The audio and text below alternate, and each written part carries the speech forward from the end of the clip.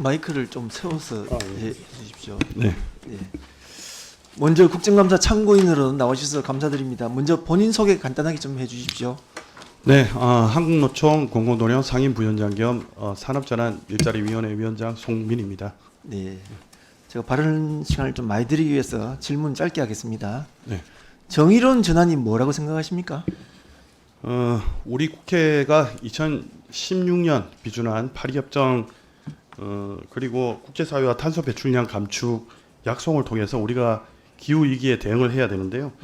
2015년에 ILO가 정의한 바에 따르면 정의로운 전환은 산업 구조가 바뀌는 과정에서 노동자 그리고 지역 사회의 피해가 전가되지 않도록 하는 의미를 담고 있습니다. 네. 그런데 정의로운 전환의 로드맵을 짜야 할 시점이 2022년 윤석열 정부 들어서 탄노기가 발족했죠. 탄노기 1, 2기 활동을 현장에서 바라봤을 때 짧게 좀 평가를 해주신다면요. 결론부터 말씀드리자면은 좀 골든 타임을 놓쳤다라는 말씀을 좀 드리고 싶고요. 탄노기 1기 때는 이해 당사자인 노동자를 아예 배제를 했고 또 기후위기 대응 과정에서 노동 문제에 대한 구체적인 로드맵을 제시하지를 못했습니다. 그래서 또 회의 결과도 또 제대로 공개하지 않아서 저희들은 도대체 정부가 어떤 대응책을 마련하고 있는지 알 수 있는 길이 없었습니다. 그럼 결국은 탄노기가 누구를 위한 탄노기인지 모른다는 그런 의미로 저는 받아들이겠습니다. 네. 그런데 또 이것만이 아니더라고요. 보니까 산업부에서 석탄발전 전환 협의체를 운영하겠다고 했고 올해 4월을 마지막으로 총 3번에 걸쳐 회의를 했는데 이 회의 혹시 아세요? 석탄 발전 전환 협의체에 대해서 운영 사실은 알고 있습니다. 그런데 당사자인 노동조합 참여도 없었고 또 거기에 대한 의견 청취도 전혀 없었습니다. 그러면 결론은 윤석열 정부 석탄 화력 폐지에 따른 노동자의 정의로운 전환, 실은 뭐 이 정의로운 전환과 석탄 발전 전환 협의체 그리고 산업전환 고용안정 전문위원회 뭐 제대로 작동한 게 뭐 없네, 그죠? 네, 그렇습니다. 대단히 좀 그 실망스럽다는 시간만 가고 말씀드리고 노동자들은 싶습니다. 답답하기만 하고 한마디로 참입니다. 그리고 11차 전력수급 기본 계획에 따르면 노석탄 화력발전소가 이제 대규모로 이제 폐지가 됩니다. 이럴 경우에 이에 대해서 우리 발전소 현장에 정의로운 전환 실태는 좀 어떻습니까? 네, 발전소 현장에는 현장 노동자는 발전사 정규직 노동자 그리고 협력사 노동자, 자회사 노동자 이렇게 크게 세 분류로 좀 구분이 됩니다. 먼저 발전사 정규직 노동자의 경우에는 발전오사가 공동으로 출자해서 운영 중인 한국발전인재개발원을 통해서 교육훈련이 좀 가능한 편입니다. 그런데 이마저도 교육훈련 실적이 좀 미미합니다. 올해 한국발전인재개발원 집합교육 계획 중에서 재생에너지 관련 교육과정이 한 10개 정도 개설이 됐는데요. 산술적으로 전체 노동자의 1.24% 정도 노동자가 교육을 받을 수 있는 수준입니다.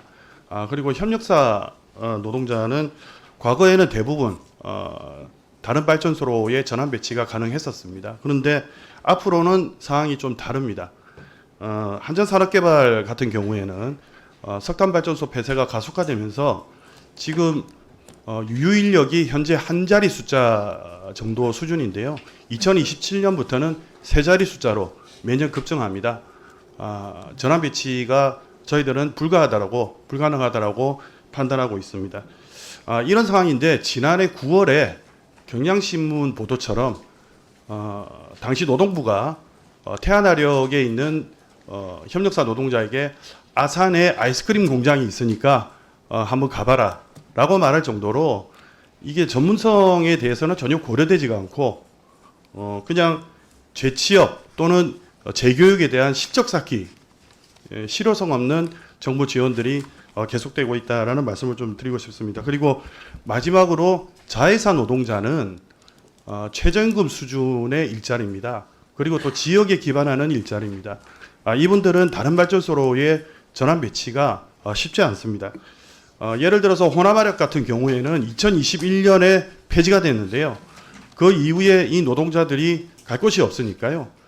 강제로 임금과 노동 시간을 줄여서 삭감해서 잡시어링이라는 이름으로 새로운 발전소가 건설 때까지 버티고 있는 실정입니다.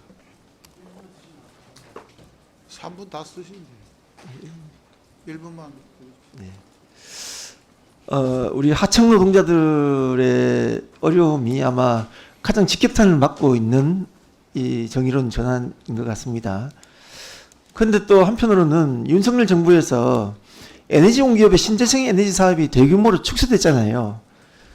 국내외 신규 재생 사업도 철회하고 규모도 축소하고 신재생 관련 자산도 매각하고 이런 여러 가지 그 기후 위기 대응과 탄소 중립을 위한 이런 여러 추세들을 고려해 봤을 때는 사실상 이 엇박자가 난다고 생각하는데 여기에 대해서는 또 어떻게 생각하십니까? 예, 그렇습니다. 지난 정부에서 발전 공기업의 재무 건전성 강화를 이유로 공공 부문의 재생에너지 사업도 투자를 축소한 것이 맞습니다. 그래서 결국 현재 재생에너지의 90%를 민간에서 생산하고 있습니다. 이대로 석탄 발전소가 바로 폐지가 되면 이것은 바로 전력 민영화에 다름없다라고 말씀을 드리고 싶습니다. 또 올해 좀 더 길게 얘기해도 되겠습니까? 네, 올해 3월 확정된 11차 전력수급 계획의 현실화 그리고 국제사회의 약속 이행을 위해서는 발전 공기업이 재생에너지 전환의 핵심 주체가 되어야 한다고 생각하는데요. 당연히 이 부분을 위해서는 정부의 정책적, 제도적, 재정적 지원이 필요하다는 말씀을 좀 드리고 싶고요. 지난 여름에 그 공공재생에너지법 국민동의청원이 5만 명을 넘었습니다. 이 부분만 보더라도 공공이 재생에너지를 주도해야 한다는 국민 여론이 저는 확인되었다고 저희들은 생각하고 있습니다. 공공이 주도적으로 재생에너지 분야를 역할을 잘 해줄 수 있도록 저도 역할을 다하겠습니다. 고생했습니다. 네, 감사합니다. 네, 참고인 수고하셨습니다. 우리 참고인에게 물어볼 건가요? 네, 참고인 잠깐만요. 이쪽으로. 네, 김영민 동원님, 네, 신문해 주십시오.